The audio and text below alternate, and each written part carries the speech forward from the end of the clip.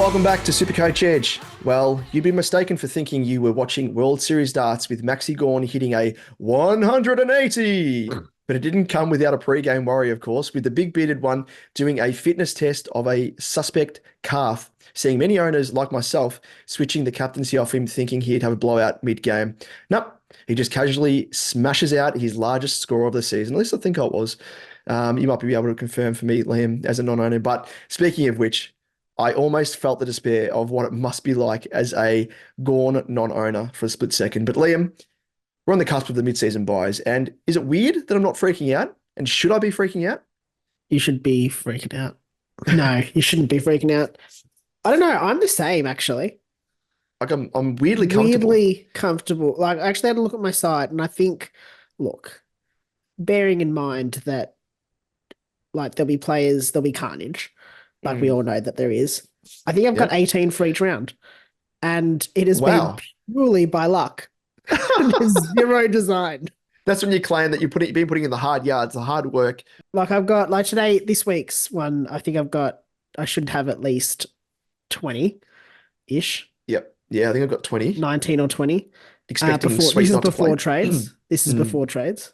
Next week's the easy week, isn't it? Yeah, because it's only Port and Freo. And then round 14 is the rough one, but I think I should be okay. Yeah. Jeez. That's before trades, which is nice. So it's worked out a charm compared to previous seasons, weirdly, at least, where we've been going into it kind of blindly a little bit, like just kind of pushing it to the background, being like, no, we'll deal with it when we get to it, and then just completely freaking out. What I've done this year. Yeah, exactly. And it's worked out a treat. Maybe we should do that every single year and just blind hope. And hopefully it all works out just by pure luck. But yeah, and I totally understand there. And just with that as well, probably should mention those teams on the bye. If you're unaware, it is the buys. So hence the reason why we're talking about it. But the Lions, North, Sydney, and the Giants have the bye this week. So impacting quite a few of us in some way, shape, or form. Yep, certainly. But anyway, before we do get stuck into all things SuperCoach, of course, as always, we're going to jump into our socials. So on YouTube, if you aren't watching us and you are in fact listening to us in audio form, get the whole experience. Jump across, get the full visual. Simply search SuperCoach Edge. Sounds like we're derobing. Well, I mean, you're going to miss out on Damon's occasional visual gag with the lock, which I hope is... Which I have right here. It's there. In preparation for what I'm about to chat about in a moment as well, for a bit of luggage. I mean, if you really want to see a travel lock... And I'm probably giving away what my combination is because I haven't changed it.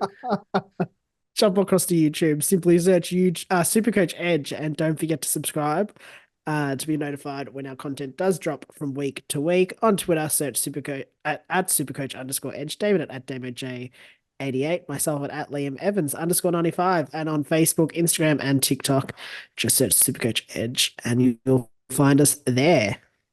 Yes, and I actually thought when you were about to reference me, when I'm talking about pants off territory type stuff, which I always reference when it comes to talking about big scores, the big bearded one in Maxi Gawn, and of course my boy Sammy Walsh.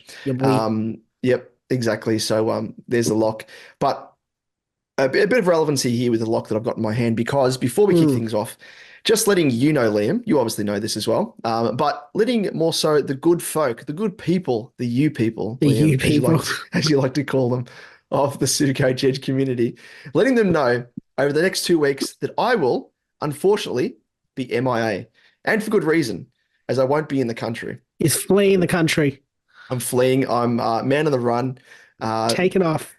I don't know what you've stolen. Sammy Walsh has finally got the restraining order and you can't stay here. I was going to say it probably would have been more appropriate if it was you saying this, and of course, given what we've been talking about with Zachariah Merritt, who no doubt put in a little bit of a strange score due to you being leaning over the boundary, whispering sweet nothings to him from a distance. You couldn't get near the ball. Yeah, exactly. Just because he was worried about you looking over his shoulder as opposed to looking where the ball was. But anyway, I won't be in the country. So I'm actually going to be working over in the US covering the Cricket World Cup with the hilarious boys, the great cricketer boys, whose work some of you might know Mm. here on YouTube if you're watching us here or via audio podcast form, who I was lucky enough to go to India with early last year. And they've invited me along yet again. I have no idea why, but I'm not complaining. So during that time, given I will be unavailable for the next couple of weeks, probably a good time as well. It's a buy period, so at least things are condensed. But unfortunately, it does mean that our content will be wound back, given I will not be available to lend my production services, apart from, of course, my shit gags and a little bit of Supercoach knowledge.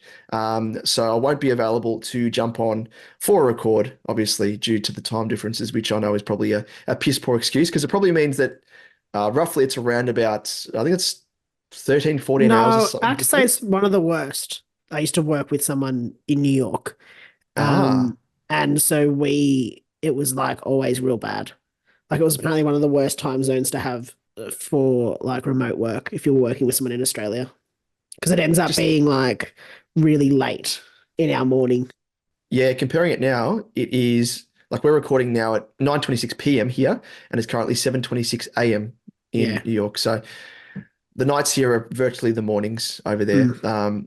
which could probably do, but I obviously need my beauty sleep, and I'm going to be filming and editing when I have any sort of downtime with the great cricketer boys. So unfortunately, won't be available. But Liam, we'll see how things go in terms of your availabilities and what we can put out there, and hopefully keep the content ticking along in some way, shape, or form. So we do apologize in advance, and you can blame me because I need to earn some money through my own business. And if I don't, pretty much Shockingly, this doesn't pay our bills.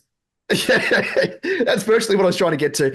I didn't want to say it outright, but yes, I do need to gallivant across the world in order to earn a paycheck. Could be worse, of course, but yeah, it just does mean that much like yourself a couple of weeks ago, where you've Yeah. taken away from what is our pride and joy in Supercoach, Mm. much like me being taken away by this work. But I will be back on the 15th, 16th. I'll land back of June. So I'll be back on deck then, and we will reconvene to kick things off, which is probably a good time. I think it'll be, what, by that stage, halfway through the buys, the very least, or Mm. leading into the last round or thereabouts. Anyway, well, with that said and done, Liam, just so we can set some expectations for the kind folk, and must be said as well, thank them for their support and everything, and we do endeavour to please as always, and we'll see what we can do over the next couple of weeks. But let us have a look at how we performed in round 11. And I apologize as well, I should, in advance for my husky voice, because I had a bit of a flare up of asthma, which is always a joy, and Mm. it's helped nicely by recording a podcast where I have to talk a lot. So, anyway, round 11, I ended up scoring a 2,404. Ranking wise, I went up 1,000. Sorry, ranking wise, I'm now sitting at 1,637th overall and went up 845 spots. So, what I can say is that Butters, he finally made his way into my side, and it ushered in what was a great week for my team, both in score and rank. However, the big downer came on Sunday when it was reported that the big bearded one, Maxi Gawn, he was undergoing a pre-game fitness test on a suspect calf. And despite being declared fit to play, I got cold feet, worried that he might break down in game. So I opted to lock in the 119 VC score from Merit, despite all the numbers dictating that Gorm was going to have a massive game, as we highlighted last week. Opposition rucks against Marshall conceding heaps of points. Gorn's matchup with St Kilda in I think it was as far back as like previous 8 scores was like 125 plus minimum, apart from the previous 2. So it was incredible. And what happened, Liam? Well, Gorn, he came out and indeed had a massive game to the tune of 180, meaning I missed out on an extra 61 points by not keeping the captaincy on the big bearded one. It hurts. It hurts. It's not as if Mm. because I was very keen, which I know you did, put the VC on Lukey Ryan, the Seagull, Yeah. gobbled up some nice chips. I think it was, what is it, 132 or something? I think you got 131. 132. Yeah. So like the difference between that and Merit is 13 points. Yeah. So I was like, yeah, whatever. It is what it is. But this is a difference of 61 points. Yeah. And it would have actually put me very, very close to the top 1K. So I'm kicking myself, but it was a calculated play. There was a lot of people that did it, that changed it. And the ones that didn't were the ones that I've obviously like missed the news. But I remember I was driving at the time. I was listening to Triple M. I heard the guys. So it was like Lee Montagna, Stevie J. And I'm like, are they taking the piss? I'm like, no, no, no, he's out on the ground. And yeah, yeah, well, it is what it is, Liam. Could have been worse because there are some people that end up putting the captaincy on Zorko, who had an absolute stinker. So could probably Yeah. count my blessings to an extent. But how did you go, Liam? How did you go this round? Just gone. I made another two trades, which I feel like I'm just doing every week at the minute. Yeah, for trades. Yeah. I traded out Darcy Wilson, and I did the same. Yeah. I want to say it's Sam Closey. Sam, I think his name is. Yep. Definitely Closey. Yep. The old the old Hills Hills hoist. hoist. Yep. That's it. Um, and I chucked in got my old fishing reel out, chucked it in, Oh, and brought in your boy, the your slippery one. ex-boy, the slippery one, the old fisher. Yeah. And and I went to court actually and it got approved. I was allowed to trade Zach Merritt in. Oh, Um, it didn't breach our restraining order. restraining order. It was okay. Yeah. Oh, that's good. Fantasy sports and all. Yeah. But Don't want to be so talking those about two merit in came in. fantasy, but yeah. Those two came in. So I did manage to sort of, I guess, double upgrade, Oh, if that's good. what you call Fisher. And that has left me with 7.8K in the bank. And I was actually pretty happy with my side this week. I mean, I had Mm. a couple of low scores, like Tom Green, Jackson, Powell, Darcy, who else? Sweet. But otherwise was pretty good overall. Luke Ryan was my captain, my VC, so locked him in as the captain and went from there. So I do have a complete midfield. I have a complete defense, and so I'm now just slowly working on my forwards. Ah, But I hate it. as we all are. It is terrible. It I is hate terrible. it. And then I've obviously got to just replace good old Sweet in the ruck Oh line. yeah. Also, I just realized I didn't go through any of the details of my team. So score was 2,341. So you did pip me at the post there, Damon. Mm, Um, I was getting and scared. oh, so close. And ranking 58,148th overall, up another almost 7,000 spots. So as I said, I am now going to get closer to that minus 341 ranking by round 24 or 25 or whatever it is If these nowadays. trends continue, well, are you going to Yeah. get there quicker?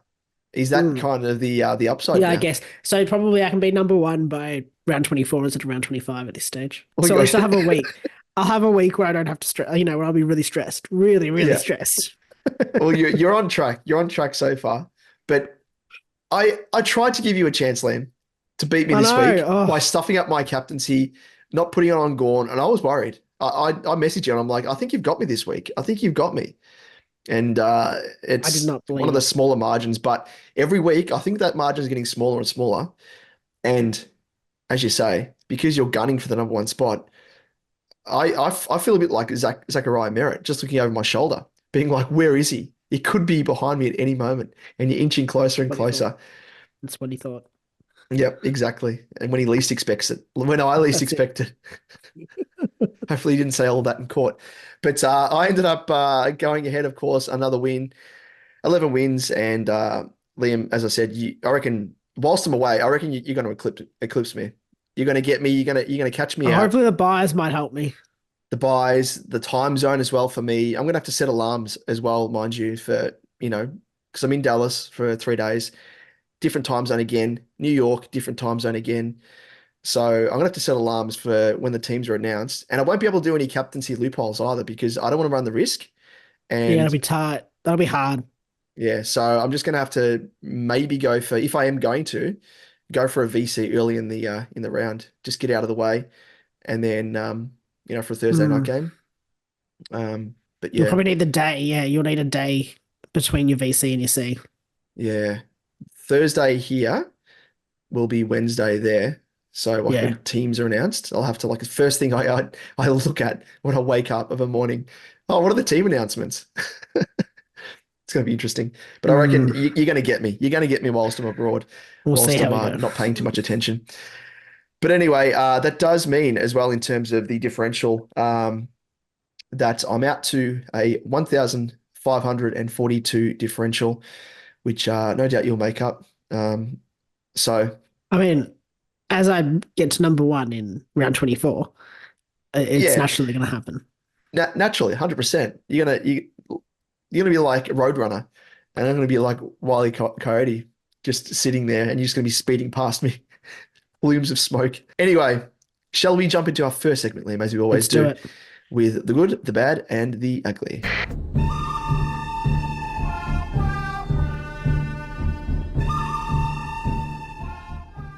And first up, we have, of course, Maxi Gawn, and he went Maxi. Whilst it was heartbreaking for owners who shifted the captaincy off Gawn like myself, spare a thought for those non-owners who weren't able to enjoy any of that 180 that he smashed out against Marshall and St Kilda, who once again leaked points to another opposition ruck. Yep. And in the bad, we have Tom Green. With the Cats conceding the most points to opposition mids, many expected Green to have a day out, but it simply wasn't the case. He scored just 78, not good enough. But with 48% disposal efficiency, bloody hell, and a whopping 10 clangers, he never stood a chance. Yep. Should have been a ton game Mm. at a minimum if he was able to just, use the ball with any efficiency. Yeah, if he was able to realize he was playing football Mm. and not kick to the person over the boundary line.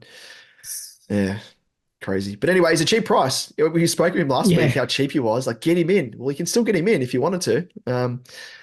But anyway, not as he was bad, but not as bad or No. ugly as this next guy who we spoke of earlier, Dane Zorko. Would you believe it? It was a rare off game for him as he scored just 66, which featured a frustrating 4 frees against, and he was an angry man. He was frustrated. And a team high 6 clangers. And the Gorn fitness test worry also had a compounding effect, as we spoke of, for those that own Sorko and opted to instead put the captaincy on him, which has compounded that bad score. So, ouch. But Liam, now with round 12 and the first buys on the horizon, let's jump into Mm. trade talk with The Price is Right. Show me the money. The price is wrong, bitch. For those tuning in for the first time, The Price is Right is the segment where we discuss potential trades and trade targets from week to week, and even discuss whether players should be traded at all. So we're now into the first bye week for 2024, and as we've always spoken about in previous seasons, traditionally there isn't much merit in bulk trading this week, given the players that you are about to trade in will have their buys coming up over the coming weeks. However, if you are struggling to field the best 18, it may be worth trading, but only if it benefits your team longer term in terms of jumping on a must-have cash cow or a primo who has bottomed out or is about to skyrocket in price. Exactly. And in saying that, you should only really do this if the player you're Mm, bringing in doesn't further compromise a bye week where you may be struggling to field 18. And, I guess the aim of the game is to improve your team longer term. And whilst you're trying to balance the side so you can at least field 18. And, I guess ideally you want to be coming out of the buys with a vastly improved team compared to what it is when you're going into the buys.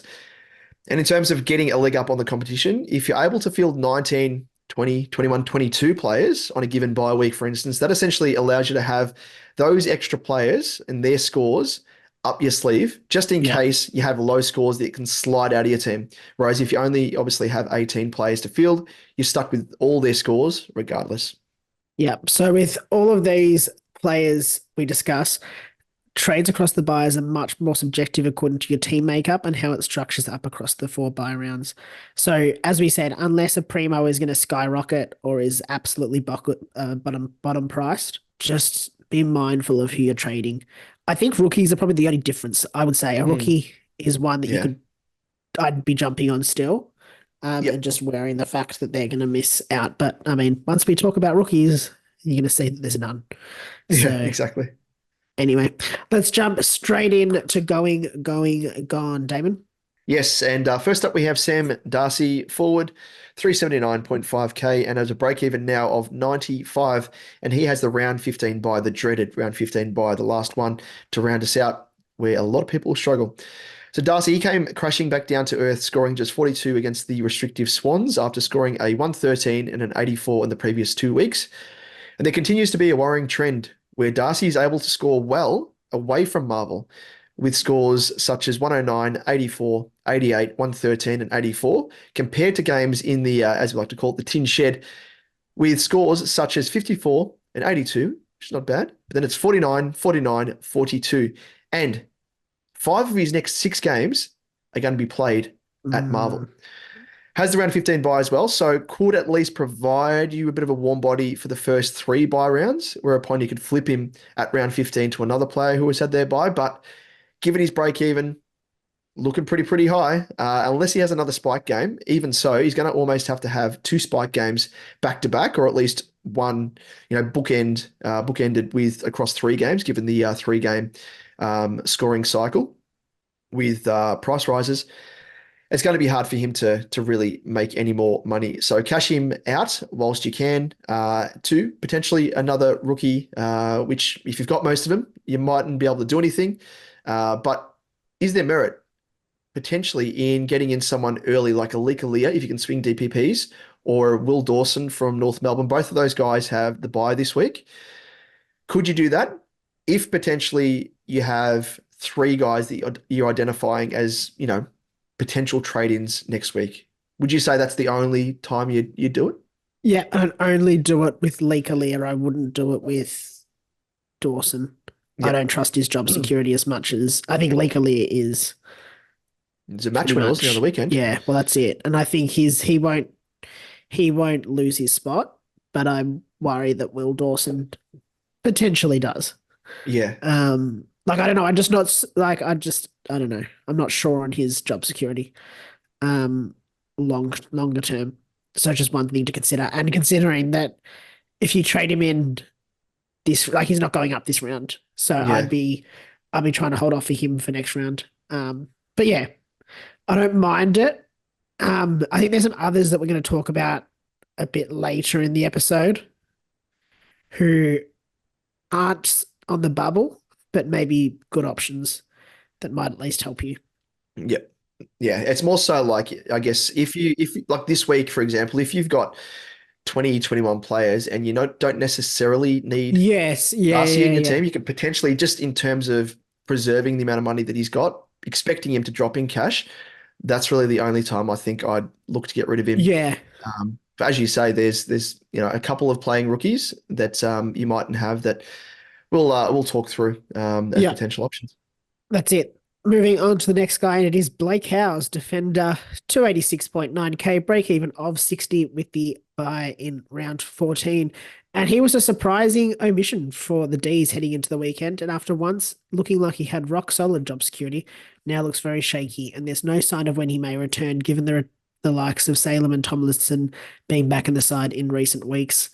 He has made 163k in total profit, and with around average of 51.7, he doesn't exactly show signs of being able to make much more money, and if anything, could start to lose that valuable coin.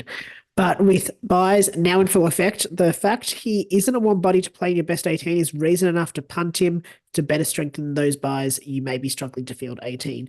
I mean, that's it. Just get rid of him. You can hold him if you don't have any issues and you want to wait to get a Dawson or a Leah next week. Sorry, Leah. Next week, but yeah. Less of an issue than I'd say if you need to trade someone, it's Sam Darcy this round. Yeah. Just because you're going to lose the cash, 95 break even. He's only gone above that twice and hasn't gone near it at Marvel. Yeah, no, exactly right.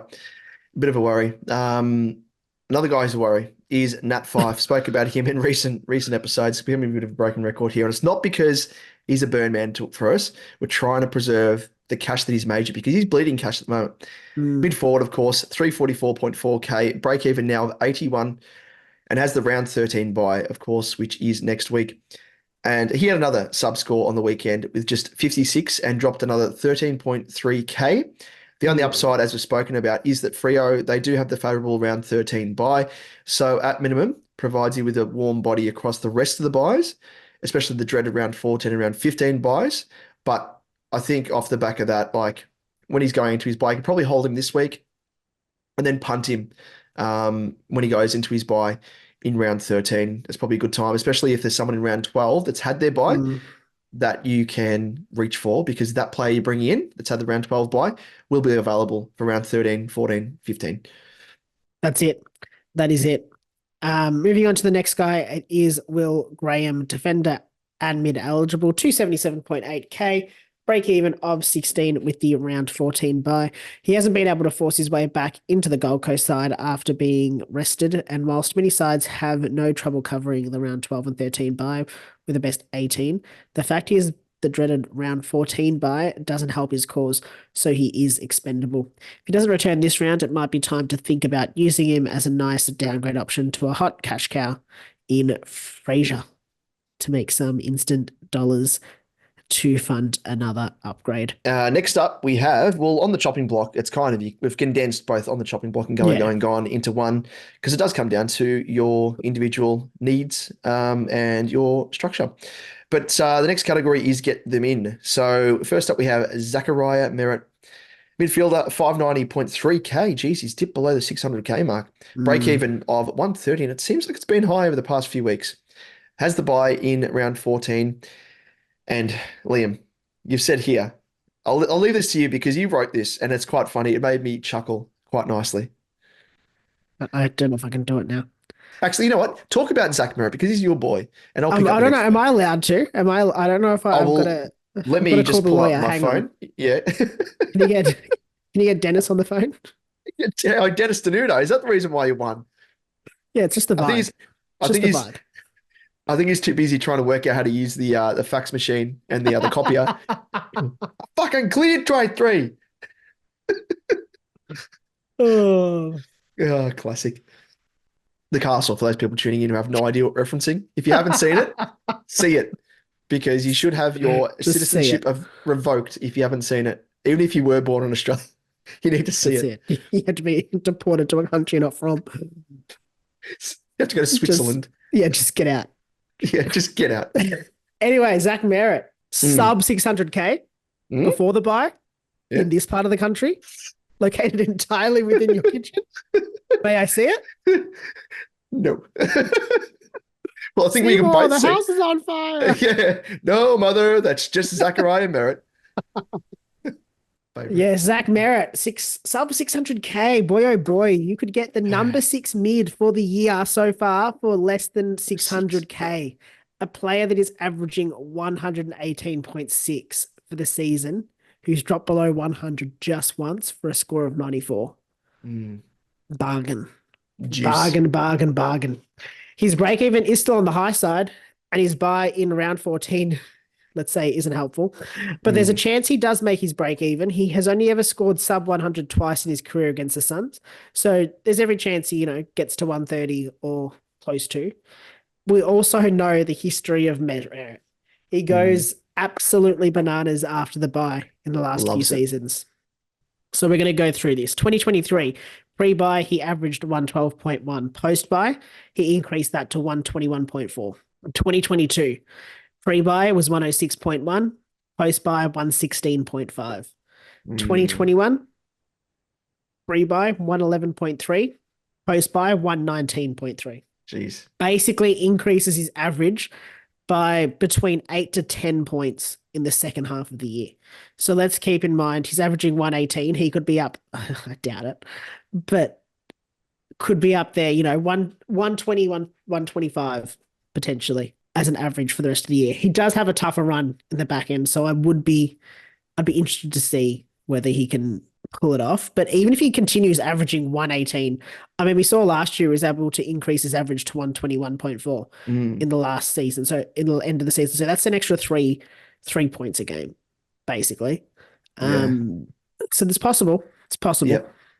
When you're going through that, and the trends in him just getting a second wind almost post It's buys insane. reminded me of the scene in The Simpsons where Barney is walking through I think it's a supermarket, and there's like the life-size maple syrups that are like fashioned into a woman, and he knocks it over and like all the maple syrup comes out, and he's like, "Oh no, I've killed her." Excuse me, ma'am. Where are the lampshades? Ma'am. No, I've killed her. It's all happening again. It's happening again. That was me. That was me. I was reading it. It's happening again, but I've already got merit. So for those people that don't, geez, you'd be silly. You'd be And silly in him. the other thing to factor in, like just going back to 2023, the thing is he goes, I don't even know if he did it last year. Oh, he did in stages. He goes on runs, like he's had a 126, a 168, a 136. Then he went 130, had a 2 down games and then went 139, 143. I think the year before he did it in a much, like he just goes on these runs of massive scores. Like round, what is it? Round 16 to round 20 in 2022. He goes 140, 147, 136, 133, 140. Jeez. And then it's just a case of he becomes not unaffordable, Mm. but just so much harder to get in. And if you Yeah. can get in now for 590, like you might be able to get him a tad cheaper if Yeah. you wait a week, but I don't think Yeah. you're going to see it much juicier in terms of price. No, that's the thing. Like he's probably bottomed out, even though that break even is quite high. Yes, he may fall short by a smidge, and he may only drop a couple of grand if that. But he faces Gold Coast, has scored well enough against them, like 107, 136, 114 in his previous three, and could get off the chain. Supercoach Gold or Plus or whatever it's called nowadays, uh, projects him for a 115 this round, which sees him only drop 7K. Yeah, So even if like, let's say he goes to 100, say he does sit at 100, he's only going to go down an extra 14K. yeah, Like it's not, I don't think that's the end of the world if you got him in now. yeah, and it's like expecting as well, like Gold Coast, Carlton next up, big games should deliver. You'd think. The only caveat that I'd say, the only thing that I'd kind of give a bit of context to is obviously there's around 14 buys, so it's one of the kind of trickier buys. So it comes down to whether or not you can hold him. Yes. If you get him now for that round 14 buy. Otherwise, if you want to bring him in, the time to do it is directly, heading into round 15 when he faces West Coast, who he scored 121 against at Marvel this time. Jeez. So there we go. But yep, it's one of those things. If you can cover him, as I said, round 14, I don't look at it in think terms of an upgrade. If you're upgrading like a Closey or someone of the like, or a Darcy to a Merritt, think about the points difference that you're getting by bringing Merritt into your team over these next couple of weeks. And if you can cover him or not need him in round 14, it's worth bringing him in now, I think. I'm not it's a hard one to weigh up, but Yeah, I wouldn't factor in his break even necessarily. no, yeah, I'd be factoring in your buy structure with him. Yeah, If it's gonna kill you to get him in round 14 for round 14, then hold off because he should stay roughly the same price. yep, exactly. Yeah, it's just more of a luxury if you're in that good position for round 14.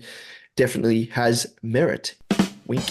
Next up, we have Dan Houston, defender, 568.3K with a break even of 106 and has the buy in round 13 and put in his lowest score for the year on the weekend, meaning 3 of his last 4 scores have been sub 100, helping to bring his price down to 24.8K below his starting price. Juicy. With a break even of 106, you could potentially wait another week with his 3 and 5 round average sitting below the 106 mark. And he does face Carlton this week, who he has scored 176, 108, and 48 against in his last 3. But of course, Carlton are very stingy when it comes to opposition defenders. And his next 3 opponents are tougher to score against in, of course, Carlton, the Giants, and then the Lions. So he does have the favourable bye. Must consider that. So it should be one to consider outside of that because he does give you a bit of coverage across all those tricky buy rounds. And, he's going to be very, very easy to cover on his buy. hold him for this week, hold off, has his bye, and then bring him in for the round 14 bye when it's going to hurt, and having an extra player is going to be beneficial. I think by and large, like you're obviously talking about players here, and it's no one size fits all with any of these guys that we're talking about as potential ins. It comes down to, as we say, Yes. your team structure and how you're covering each of the bye rounds. But I think the exception is probably Fremantle and Port players by and large. Yeah. That's probably the only two. Oh, sorry, Because yeah, if the you only two can't, teams that. Yeah, so like because I mean they're going to be very, very easy to cover round 13, that's unless it. you got a shitload of Port and Freo players already, which I don't think will be the case. But, outside of the obviously Sarong, Ryan, Butters, Butters, Rosie, who's injured anyway. Sweet, Jackson. Yeah, exactly. So even then, Yeah. you can still cover them Mhm. by and large. Yeah, So you should be able to cover them. I would say most people would have finished their defenders. Just general feeling. yes. So would you? I can see what it's something that I brought up and I forgot to bring up there. So good timing. Are you referencing a potential sideways trade or Well, correction? there's two. Sideways, trade Tom Stewart to Houston, Hmm. or if you haven't filled your midfield spots, would you chuck a Dacos into your midfield and bring in Houston as a defender? So with Tom Stewart, that's actually the strategy that I'm thinking of making. If Stewart Yeah. doesn't turn around his form, because it means that I don't see Stewart as potentially being No, a top six. He I think could he's done. improve to the point of being maybe a top 10, but yeah, as you say, I think he's done. He's just impacted too greatly by the what's his name? The youngster, Max Holmes. Max Holmes, dashing out of defense there.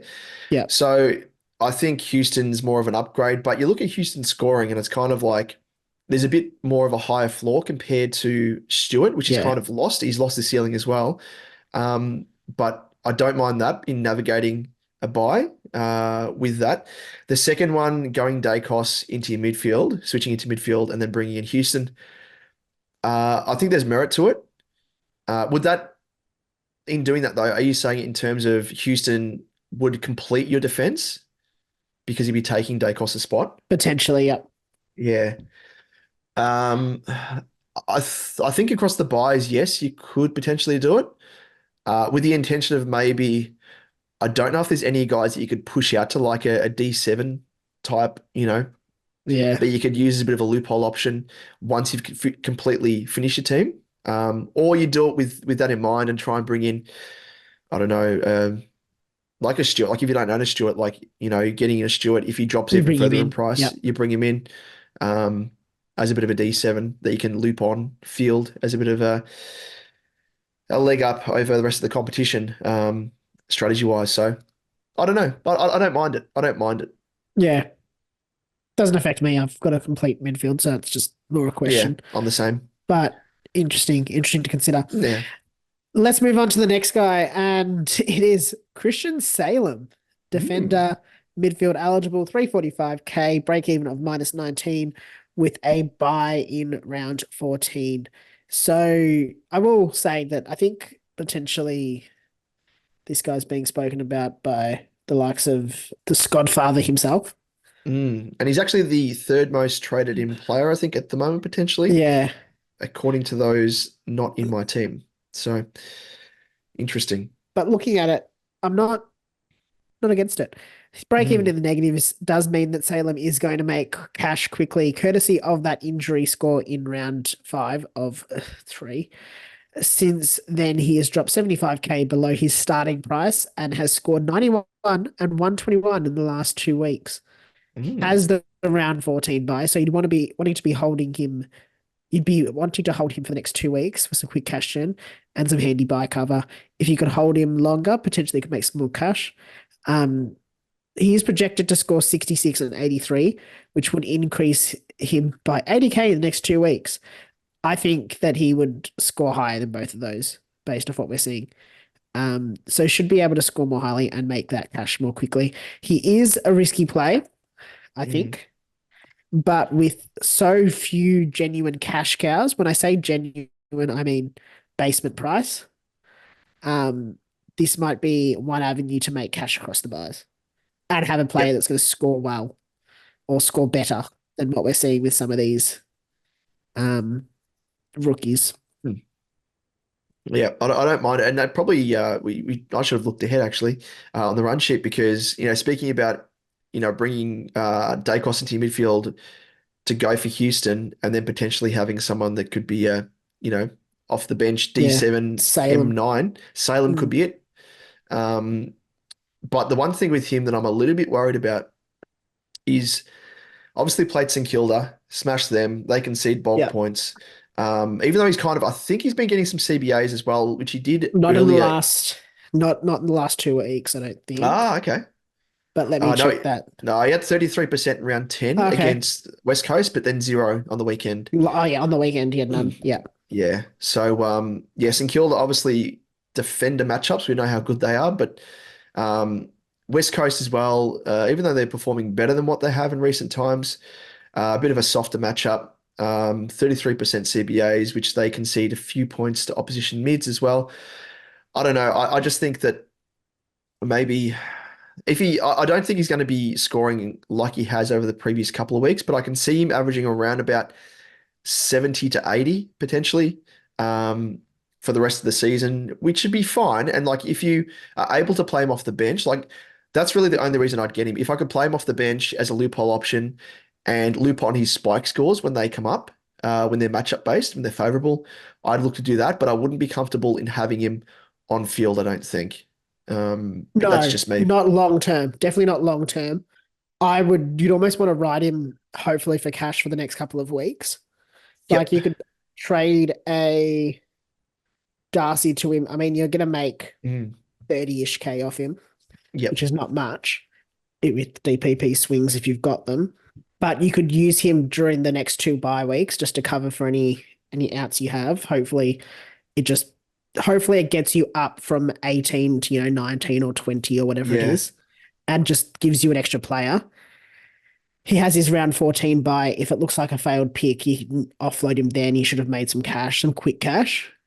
If you can, and there hopefully would be some rookies, some mid-season rookies, as we'll talk about, that might be available by then to downgrade him to and make like a shit ton of cash. Yeah. Um, but I wouldn't want to have him on field. I wouldn't want to have him reliably as an on-field option, but I don't mind him as a D9, sorry, M9, D7 sort of swing option. Yep. Exactly. You can do much worse than that, that's for sure. So Yeah. yeah, don't mind the strategy. And I know it's been spoken about, as you said, with Scott Father and a few others as well. Other Yeah. content creators will be doing likewise as well. Next up, we have Harvey Harrison, the young Magpie forward, 213.5K with a break even of -14.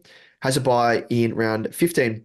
So his job security has actually just gone up with the injury crisis taking hold even further at the Pies. Would you believe it? And when you take a look at his numbers in more detail, he could be one to consider. So he's had two sub-affected scores for scores of 48 and 39, an injury-affected game of 5, and the two scores where he wasn't the sub, he scored 83 and 99. Again, with the glut of rookies available this week, or rather the lack thereof, could be one to consider. Having the round 15 buy also gives him a chance to make some cash and cover the first 3 buys, which at this stage of the game is what we are looking for really for coverage from rookies. Cash generation is probably secondary at the moment. We just want these guys to be scoring on field, warm bodies as we call them. And with Harvey Harrison being able to show that he can score well enough when given the chance, I think he is a very good option for those people that don't have him, despite the higher price point. Currently the 7th most traded in. Also, I think we'd be remiss in not saying this. Those that are trading in Joe Richards, reverse that trade, please. Yep. He is injured. He's know out what else to until say. round 16, Yeah. I think, round 15, Yeah. 16. So post buys, but yeah, which is a bit of a kick in the dick because, for those of us that brought him in, Yeah. had a very nice score first up and made close to 100K or thereabouts. And yeah, he's injured. But yeah, I was like, loophole option. Wait a second. It's the buys. We don't need loophole options. We have them every week. No, certainly. Moving on to the next guy, and it is Kane McAuliffe.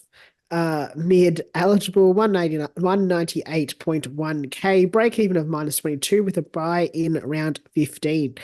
Finds himself on the list as he's still affordable, has relatively decent job security, and could make cash. Oh, yeah. I don't know. I don't trust anyone. Actually, I Yeah. don't trust any of the coaches anymore. Trust no one. And could make cash. Well, just the fact that what happened to bloody Hugo, was it Hugo Garcia? Like, didn't play VFL.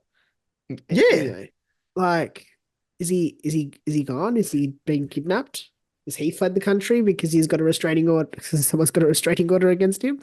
Like, I think it's a case seriously. of Ross the Boss Lion being stubborn and being like, oh, bro, chance of making fun. Like, come on. I don't mean to sound pessimistic when it comes to St Kilda, but realistically, they're probably not a finals contender. You'd think so. Come on, Ross the Boss, bring him in, help us out, us fellow super coaches. Anyway, but like, why did he not play VFL? He wasn't listed as in anywhere. Yeah, Like, unless it was their VFL buy. I don't no, know. they played, I'm pretty It sure. wasn't? Oh, Yeah. jeez. I'm trying to make excuses for Ross the Boss here, and it's not working. What's he Okay. doing? Anyway. So yes, McAuliffe would make cash in the next few weeks while covering the buys as well. Has that round 15 buy. So much the same as Harvey Harrison, has the ability to cover, and then you'd make some cash over the next couple of weeks. In his last two games, when he hasn't played as the sub, he's managed scores of 62 and 75, so should be decent enough cash to be made off him as well, and a little bit cheaper than Harvey Harrison if you need a mid instead of a forward. And he's been given bulk CBAs as well because, I mean, Collingwood have had their own injury crisis. Richmond rivaling theirs. I think they were down to 2 AFL listed players in their seconds. Yeah. So it just shows the amount of injuries that they've had. And it has helped Kane McAuliffe. He had 61% CBAs against the Lions. That dropped for some reason. That's right. Baker came back in. So McAuliffe dropped from 61% to 38%.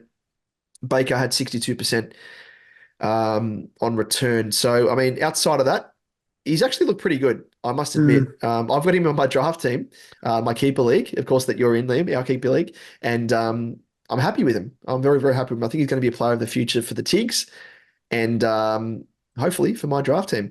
But yeah, I do think he is a very nice option, sub 200, a little bit cheaper than Harvey Harrison. Yep, agreed. And to round us out, we have Joel. Now, I don't know how to pronounce his name. I've heard it pronounced Frasier, as in like Frasier, the old TV show that I always reference, and I won't this time, which I just did in talking about it. But the other one is it Fryer? Like the town Fryer? Yeah. I don't know which one it is.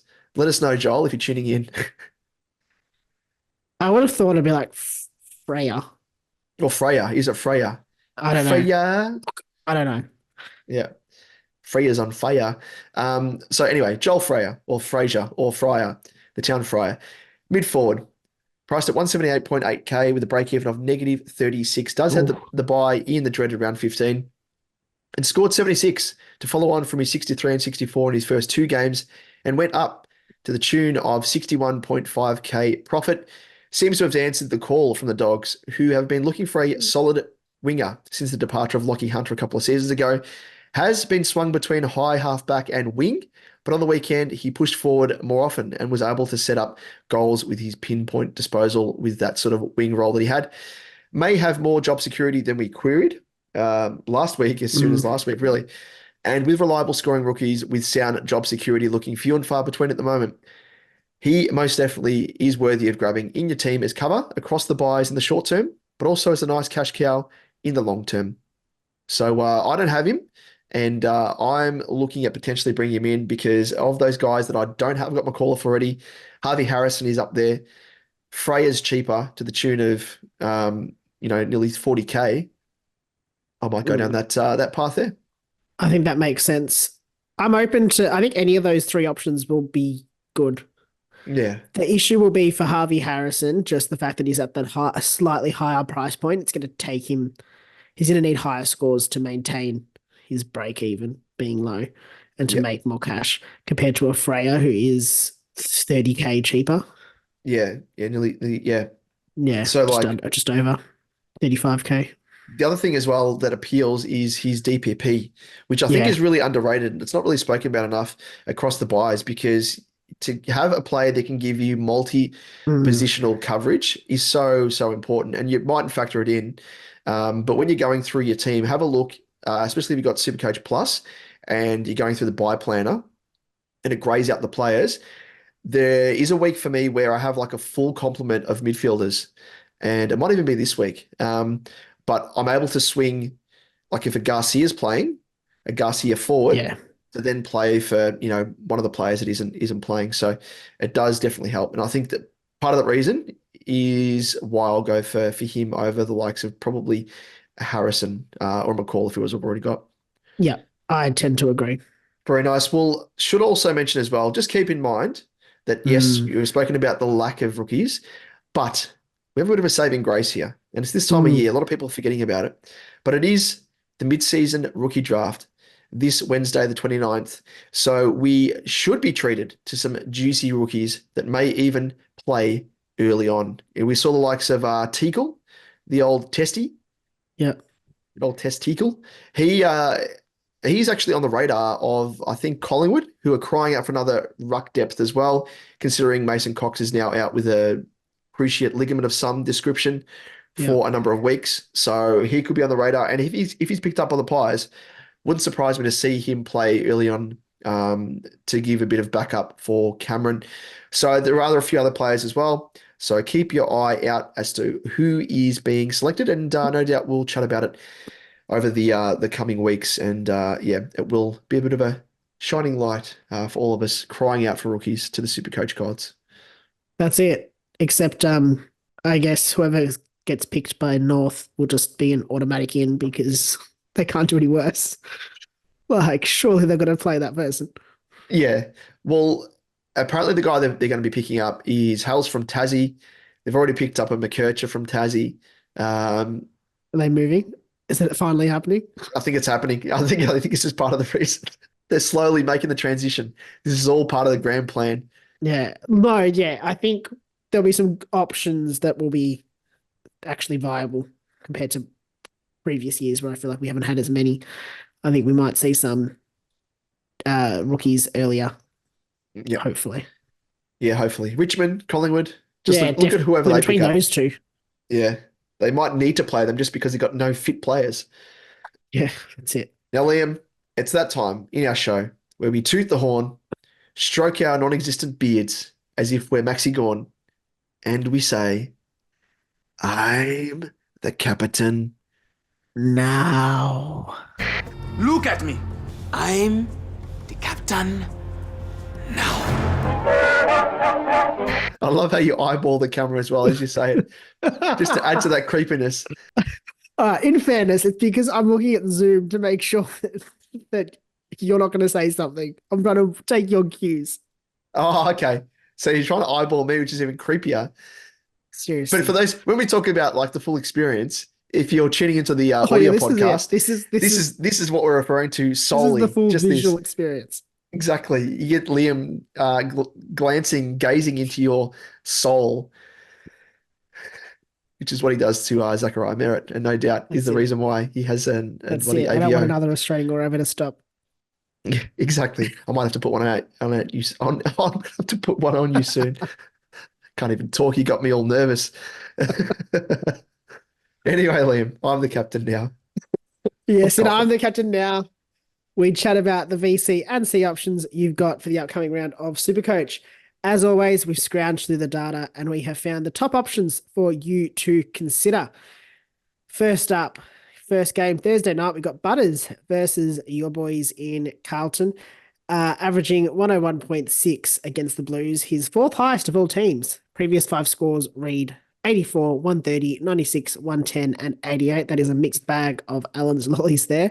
But his recent form is off the charts with a 129 3-round average and a 5-round average of 118.6. Not a bad Thursday night VC option for you. Yep. I'd much prefer that red snake in the form of the 129 3-round average or the 130 that he scored. What would you like? Red I snake? would Is like, it yeah, or a banana? no, definitely not a banana. Bananas are the worst. And bananas Chocolate. make everything else taste horrible. That's the Yes, worst it part. does. It permeates through every flavor. I would like an orange snake. Orange snake. That's my I'm a second big favorite. fan of my orange flavors. Yeah, I do like the Although red. the red is good. Red's also good. Yeah, orange is nice. Yeah, the citrusy flavor. Don't even know if they all taste the same. And They probably all are the same, let's be honest. yeah, actually, didn't we Google it, or did your better half Google it? And it was Someone something about Googled it. working out what the flavors were. One of them's like the yellow one's lime Zesty, or something. zesty Or lime. Yeah, yeah. And the green was apple. And we were like, no, the green should be lime. yeah, But yeah, it was something weird. There was some weird things in there.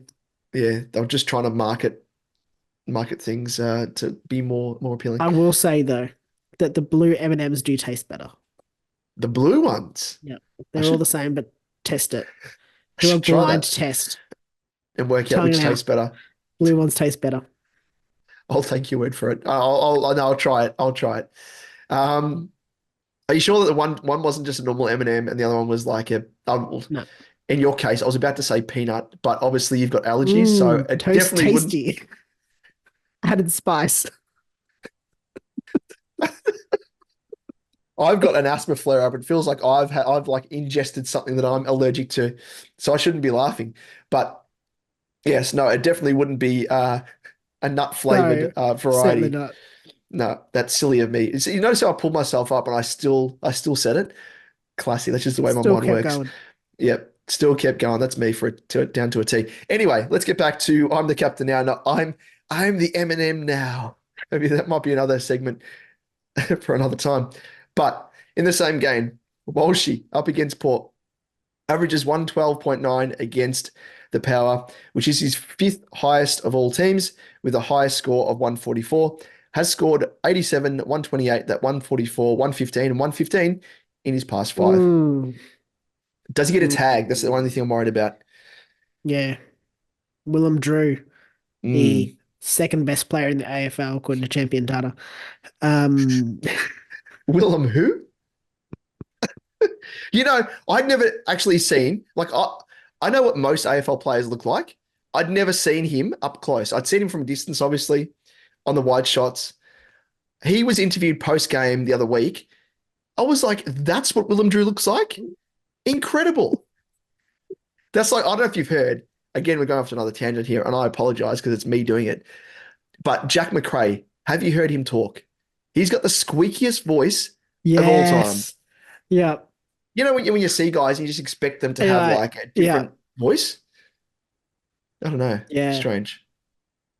Anyway, Willem Drew, I was shocked. I was like, I know he's a ringer, but he looks like that. Interesting. Second best player in the AFL. Could tag Walshy. Exactly. Who knows? Good. Moving on, Nick Dacos up against the Doggies. He has only played the Dogs on 2 occasions for scores of 139 and ding ding 69. He is coming off a run of scores censor that. since rounds. Just, you know what? We should just not say the number and just say ding ding every time. Yeah. Maybe just do that because maybe it's the number that's offensive to some people. But yeah, we've got to censor ourselves a bit more now, according to one reviewer. We apologize.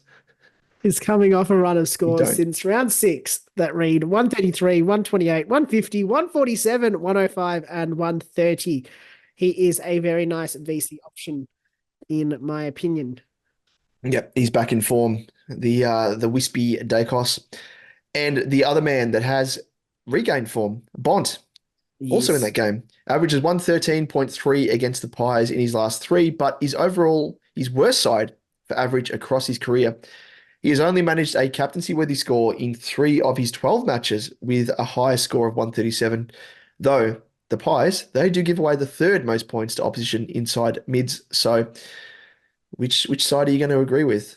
Or maybe just split down the middle and hope that he ends up going a 125 plus and it's a lock-in VC score if it's a VC. Yes. Yes. I know. I like Dave. I like Dacos. Had a bit of Mr. Burns about it then. Smithers, I'm home. What? Already? Yes.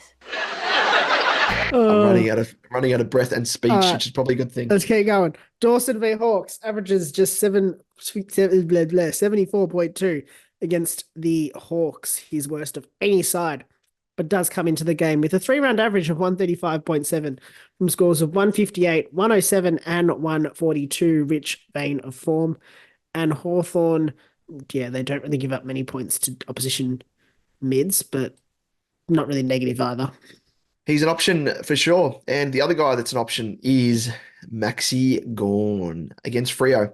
Averages 110 against the Dockers, but the Dockers are giving away the second most points to opposition ruckmen. And we all know what he did to the Saints on the weekend, who gave away the most points to opposition rucks. Provided he doesn't have a pre-game fitness test to really scare me again. So Darcy Cameron, he scored 28 against the Dockers in recent times. Marshall scored 169. I don't know if we can count that, but ding ding. And Grundy with 102.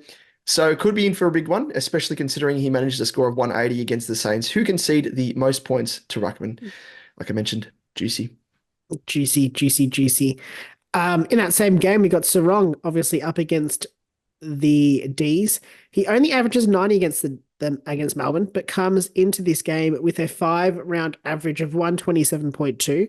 So in supreme form against a Melbourne side that does concede the 4th most points to opposition mids. So could be in for a big score is the old Sarong. Could be so right. Could be so right. We're hoping you're so right. And to round us out, we have Zachariah Merritt, your boy, against Gold Coast. Yeah, He'd hate boy. that. Averages 110.9 against the Suns with recent scores of 114, 136, 107, 137, and an 88. Suns do concede the 5th most points to opposition mids, so could be a nice matchup for good old Zachariah. Yes. I agree. Now, on to our head-to-head, Damon. Last week, what happened? Yes, well, I managed to actually square the ledger. We're now 5 apiece. And as we said, it was a battle of, I don't know what we call it, but I've just written here, who knows what their first full name is? That's the battle. In Maxi Gawn, or is it Maximilian, up against Zachariah Merritt. I don't even know what the other alternative would be. Zachary. Has to be Zachariah for sure.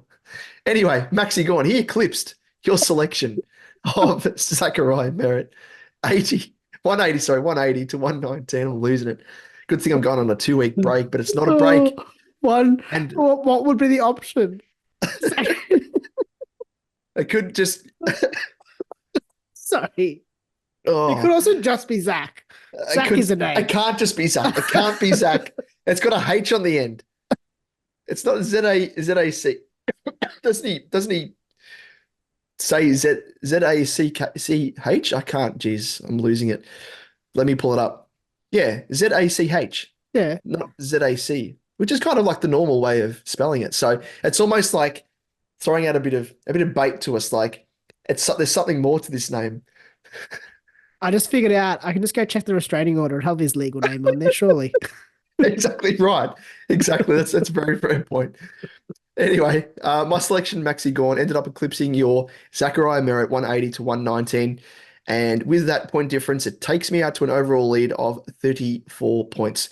So this week, I haven't even bothered to look at options, but I have the first choice. So I should probably have a look, shouldn't I? You should. And let me just have a quick one. And of course, I haven't really looked because, of course, I'm going to be in the air. I'm going to be going to the moon, aka to the moon via the US. And I won't be trying to do a captaincy loophole. If I was, I'd be going for Butters because he plays first up. And when I land, I'd be like, how did he score? Because I'll be in the air. So I can't go for Gawn, obviously, because I went for my man. No, yeah, you can't go for Otherwise, he'd probably be an option. Mm. I'm going to go for Wispy Dacos. Yeah, I'd be going between the two of them. Yeah, So you're locking in? basically I'm locking in Gawn because I don't think I trust anyone else. Dacos is probably, if I had Gawn, I'd be going Dacos into Gawn overall. Yep. If I don't have, since I don't have Gawn, I'm probably going to go Dacos into Merritt plays the last game. That's my It's my issue. Don't want to go see Keck or see Merritt. I think it's cursed. That's it. All right. Locking in Maximilian. Maximilian. Maximus He's going to be a villain for you then. is going to be, no, it's going to be a villain for you. Not for me. Actually, there was a bloke, speaking of Maximus, that slid into DMs. I think it was my own personal DMs as well on Twitter. I'll give him a shout out because it doesn't look as though he was one that's too active on Twitter, which makes it even better. I think he's had like how many followers? One follower joined in 2019 and has 5 tweets, but came out of hibernation to slide into my DMs to say this. What does the name Maximilian mean in the Bible? It means the greatest, a short form of the Latin Maximilian from Maximus, meaning the greatest. There we go. That's it. So maybe we got it wrong the whole time. Maximilian's not the villain. Yeah, even though he was He's a the Bond hero. villain. Maybe they got it wrong. Who knows? Yeah, Who but he's knows? the greatest. Well, speaking of the greatest, Liam, it is time to hear from some of our greatest. Those of you that tune in, that are asking some questions, and they're saying to us, Liam, I got to know. Hey, I got to know. That's what they that, say. that restraining order is going to be coming thick and fast for you, Liam. Again, just gazing into my soul. Oh, Lord. All I'm right. going to answer all of the questions here, gazing directly into the camera. I'd have to turn off your camera. I'd have to turn it off for good reason, I reckon. Liam, No. this one is for you, first up. Oh, It's from Vern, one of the fellow Vern. super coaches. Check out his YouTube channel, of course. Vern does some incredible stuff, an absolute legend. And Vern's _ super coach hub, of course, aligned with them. And he says, damn, I'm late to the party in terms of sending through his tweet, because I did put a little bit of a timer on it. I said over the next 20 minutes, send in your tweet, because it was as we're about to record this episode, but he got in by the skin of his teeth. And he says, first, how good was it to see Liam back last week? Oh, how nice. Thank you. I know, exactly. Thanks, I felt Vern. the same way, Vern. Felt the same way, 100%. Well, less so now because he keeps gazing into my eyes and into the viewers' eyes as well. You didn't realize that people will be looking at you on YouTube. My God. If you get requests in your DM, like people sliding into your DM about feet pics and everything, just that's on you. That's on you. That's a normal day. Don't give those dogs away for free. I'm hoping these stairs might lessen them. Yeah. But anyway, No, I think it'll have the adverse effect. opposite of it. But Vern said also, if I've got in time, what do you think is better, downgrading to these elevated rookies or just banking the trade? Well, unfortunately, Vern, you got in 21 minutes, so won't be answering this question. Yeah, No. just read it out, not answer it. Be on time next time. Little burn you. I don't know. This week, I'm actually considering Or even not even trading. I'm actually considering not trading, which seems weird before buys. Because normally I'm like, oh no, I need to bring someone in because I've got 3 players playing. But yeah, I'm not sure. I think it comes down to how your rest of your cash gen is. If you've got a lot of dead rookies, like if you've got Garcia of the Hugo variety, if you've got a Biggie Newen, and even a Sam Darcy, if you need to get him down, I think it is worth going to one of these elevated rookies if you don't have any cash. I wouldn't get lots of them. I'd probably only go for 1, 2 max. Yep. No, I agree as well. Which is what I'm doing at this stage. I'm going Sam Darcy down to good old the deep fryer, aka Fraser. And I don't know, I can see the appeal with Harrison, but I'd need to get rid of someone like a Closey, who I think will probably still hold his price or thereabouts. So, and I'd need to swing DBPs that I don't have. So, yeah, I think it comes down to circumstances we've spoken about. But if you're in a position where you don't need to trade, just hold them. Hold them. Perfect. Let's move on to the next question, which is sorry. I thought you were deep in thought then. I thought you were reading the DMs that were just coming in That's thick it. and They're already fast. coming in. No, Just no, figuring out how nothing much to from me. charge for these feet pics. Yeah. Cha- Moving on to the next question, and it is Frogger on Twitter at my name is Frogger. My name is Jeff. Inspired. 22 Jump Street. Given no real basement priced viable rookies this week, would you be okay with targeting Fraser, or would you look at a DPP floating loop in preference by clearance permitting? Do you see, I assume he means Goulden, with high time on ground going close enough to the top 8 post buy, or would you go Rao? All right, first part of that question, yes, get Fraser in. No issue with that. I think I'd rather that than a floating loophole for DPP at this stage. I just feel like unless you're doing that, like I brought in Livingston when we needed from Naismith just to give me the loop, but I don't think I'd be doing it anywhere else yet. Yeah, what are your thoughts on that, David? Yep. So I agree. Fraser, I think 100%. I was also considering trading a Darcy Jones down to Livingston just purely because, well, expecting if Sweet was going to play, because Sweet's my R3, Jackson's my R2, it would allow me to bring Jackson into the forward line. Livingston swung into the rucks and then play Sweet. But now with Sweet apparently not playing, I might need to do that. So I reckon I might even just hold the trade and then assess next week onwards. Yep. But yeah, the second part though, Goulden, can he push for top 8 mid-scoring status, or would you go Rao? Straight up for me, I would say Rao. High ceiling, high floor. Goulden's got not a high floor, but just not the consistently high floor, I want to say. Yeah. I would trust Rao more. I think Goulden will be one for the future seasons as a mid, but probably not just yet. He struggled with his ceiling scores. Like he's only had 131, which is on the weekend, 114, 129, 149, and then the other score over 100 was 109. And that's in 12 games because he played the opening round. So yeah, it's what, 3, 4, 5, 100 plus scores. Yeah. Yeah. In 11 and I guess 12 taking rounds. out the 65, which was an outlier score against Brisbane for Rao, all of the rest of his scores have been 100 or 80. Like his next lowest was 83. 83, 94, 99, and then the rest have been 100 plus.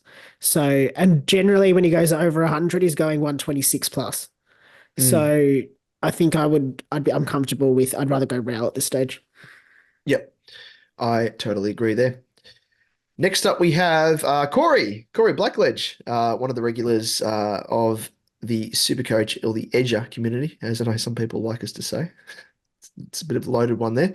At Causa B213, he asks, who is the better option of McGovern, Crisp, and Sicily? Interesting. As I want to keep Dacos in my mids for the rest of the season. Sicily. I'd say Sicily, but I'm a little bit worried about his shoulder that he's popped out. Could it happen again? Who knows? But McGovern, I don't trust his body either, even though he's in the top scorers in defence at the moment. And Crisp, we saw on the weekend, he can still have those games in his arsenal where he just goes missing and then comes on late, or vice versa. Starts well, goes missing late. I'm not really a fan of any of those guys, to be honest. Nah, I don't know. I'm okay with Sicily. Sicily's I know we've got probably the concerns one. about his shoulder, but looking at his scores, other than that putrid score in round 1 of 43, he's going pretty well. Like 123, 89, 95, 92, 100, 105, 109, despite the fact that he popped his shoulder out, and 115. Like, I think if you're going to choose out of those guys, I'd be choosing Sicily. Yeah, it looks like his Bit high of a floor. pod. Not really a high ceiling like previous Hasn't seasons. been, but at least the high floor. And he's only in 8.6% of teams, so Yeah, wow. low, which is nice. Bit of a pod. Yeah, well, I mean, around that price point, there's obviously Nick Martin, 548. There's Wangan Miller, 539.8. I'd probably go Wangan Miller over Sicily. Yep, I would as well. I've got Wangan Miller, and he was on my chopping block as of about a month ago as a potential buy switch. but now he's been overtaken by Stuart. Tomcat. Because Miller is actually playing quite well. Like his previous month, 115, 113, 112, 118. Mm. So he's got a bit of consistency about him. Not really high floor, but really nice consistency, which is handy, which I guess is what Sicily has. So yeah, if you've already got Wangan and Miller, of those guys you've named, both in agreement, the Yep, Cis. sis. Moving on to the next question, and it is from the Duke at the Duke without an E in the. And he asks, "Hey man, Myers or Kono to finish out my forward line? It has to be one of them. Both can be top 6. Who do you give the edge to? Ah, It has to be one of them." has to be. I'll say it easily, Kurno. Easy, Kurno. And that's bias aside. Because you I look haven't at his looked at game, Myers. and Curnow, especially in games where Carlton's been challenged, which is a fair amount of games this season, Curnow's actually been the man that's been thrown back into defense because a big strength in his game is obviously his marking, and high leap and whatnot. So that there just elevates his scoring potential, and he's scoring quite well. Like he's had a couple of down games. Oh, he had a 59 against the Pies, 71 against Sydney, who again are very restrictive to opposition forwards. Outside of that, 90, 108, 103, 109, 96, 192, and 90.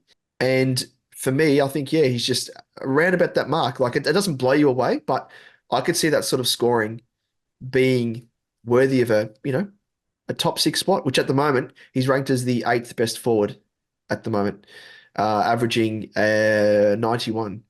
So anything over I 90, think he's good. And he's cheap as well. Like he's 76.5K below his starting price, Yeah. 468.8K. Juicy price point. I think the other thing to consider with this is that in terms of averages, the top 6, I mean, if we don't include Rankin at this stage, just with his injury, Mm. in terms of average, they're all kind of around the same. Like what I'm trying to say is, sorry, the top from 5, if you exclude Rankin, I'm going to go based off average, actually, sorry. Like to 10 to 6, they're all within like 5 points on Yeah. average. Sorry, 5 points in their average. So you're not really missing out on that much. If you're looking at between Myers and Curnow, I would be going Curnow. I think you'll get more high ceiling games from him compared to Myers. Yep.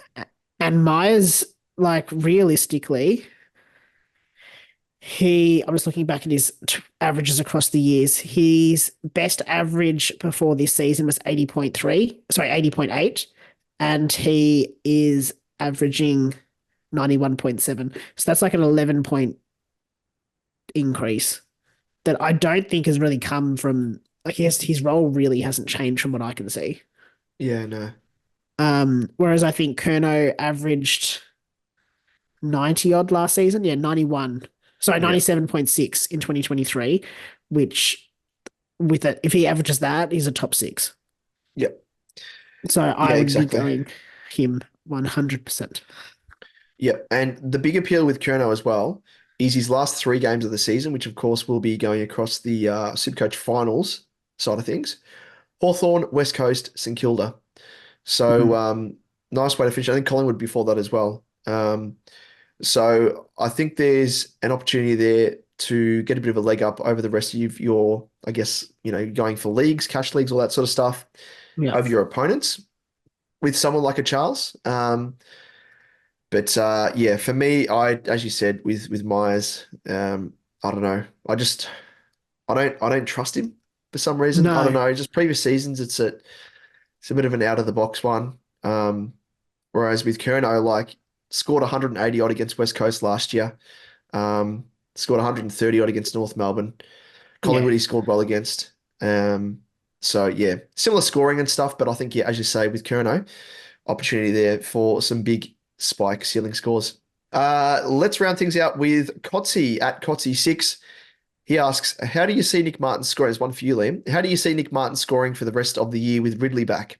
Would you consider a Jordan Clark from Freo instead after his bye?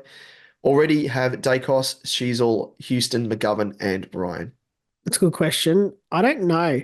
I think his biggest, I mean, I have to look at the stats. Eye test wise, his biggest issue on the weekend was his disposal efficiency. Yeah. Yet again. Yeah. Let's have a look. Bloody hell, I'm scrolling a long way here. 72%. It's not terrible, but probably not really up where we're used to with him last season. Yeah. Still had 29 disposals. Ridley had 30. Still had 20 kicks, 9 handballs. I'm not too worried. The only concern I do have is, but I don't know, Brad Scott seems to not want to change it, so maybe it's going to stay consistent. He is just the wing being open with Cox has been cleared of any issues, so he's looks like he'll play. No strain because he had a hamstring issue on the weekend and was subbed out. And obviously Dersma's not playing, so there's a wing spot open there. They seem to be pushing Callie into that position, which I personally don't like. But Nick Martin isn't going there by the looks of it, or not going there consistently. Still playing in that sort of defensive half. So I don't think it's affecting his scoring too much. I think the reason his score was lower on the weekend is not because of Ridley. It's just because he was shit by foot. Yeah. Yeah, I was looking at him as well, like looked as though he was kind of a bit like last year, like along the wing, pushing up a bit more, opposite end, like opposite side of the ground to Ridley anyway. Like he was still playing all right. Like it looked all right to the eye. Initially, I looked at the scores and I was like, oh God, this is before I tuned in. And then I was like, oh, okay, he's still getting the ball. Like he just can't use it. Still had 29 disposals, just didn't use it well. I'm just trying to scan through 5 turnovers. Still had the 2 kick-ins, so that was still something for him. And 5 turnovers. And yeah, 72% disposal efficiency. Kicked it behind that I think it hit the post, probably should have kicked a goal. He does that and his score is above 100 and no one's questioning it. Yeah, it's true. I wouldn't be too worried. I don't think there's a reason to worry yet. Yeah, no, not at all. Exactly. And And he's so highly owned anyway, so it's just like, it's fine. Yeah. I think if we do see an issue in the next week or two, then I think he's a straight swap to a Ridley as well, because Ridley be taking his points. Yeah, exactly. That's a fair point. Well, the other option that he tabled was Jordan Clark, who I've seen spoken about on socials. Just, I think, purely because of the game style that Freo employ. Obviously, we know it firsthand with Luke Ryan, the Seagull. They love it in his hands, but by extension, Jordan Clark just feasts as well in the transition, changing the ball to the opposite side of the ground. Everything else, it's just easy points. 151 and 134 in his past 2. Again, look at who he's played, St Kilda. Yeah. So that skews things. And Collingwood, I think they give up. They give away a lot of points as well. Yeah. They're the third most for wing defenders and the most for general defenders. So they're giving away a lot of points. And does Jordan Clark take any kickouts? Oh, yeah, they're second most, aren't they, for designated kickers? Yes, he does. So I would take those last 2 scores with a grain of salt. You look back to Sydney, they are pretty much, they don't give away a heap of points. And then Richmond give away a lot of points, and that was his last big score of 105. West Coast 115. I mean, just it's West Coast. And then you're going back to Adelaide, North, and Brisbane. I just think you're looking at, I think when you compare him to a Martin's scoring, I would say, is probably more consistent and probably a higher floor. Yeah. He's only, excluding those first 2 games of the season where he went 63 and then 93, he's tonned up in every game except for the weekend and an 83 against GWS. Yeah, wow. Well, interesting with Clark as well, because he's actually ranked as the 6th highest scorer at the moment. Interesting. So that's very, very interesting. you could consider him. I just think he's probably going to have those high. I think those ceiling games that he's had in the Yeah. last few weeks, there's a reason behind them. So I'd be wary of that. Mm. Does have the favourable buy, so not bad. I probably wouldn't sideways him from from Martin though. Like I don't think you need to do that. No, no, especially not yet. Um, Yeah. Because who do they face? Okay, they face Melbourne on the weekend, who give away the second least points to wing defenders Mm. and give away negative number to general defenders. They then play the Bulldogs, who are the same. They give away negative points. Then Gold Coast, who, sort of sit the same way. So Yeah. I think I'd be wanting to see at least the next game or two to see how he scores and then go from there. No, I totally agree. Well summarized. Well, Liam, that brings us to the end of the show. But before we go, where can our listeners and viewers find us across our socials? Yes, on YouTube, search Supercoach Edge, just so you can see me gaze lovingly into your eyes. And don't forget to like and subscribe.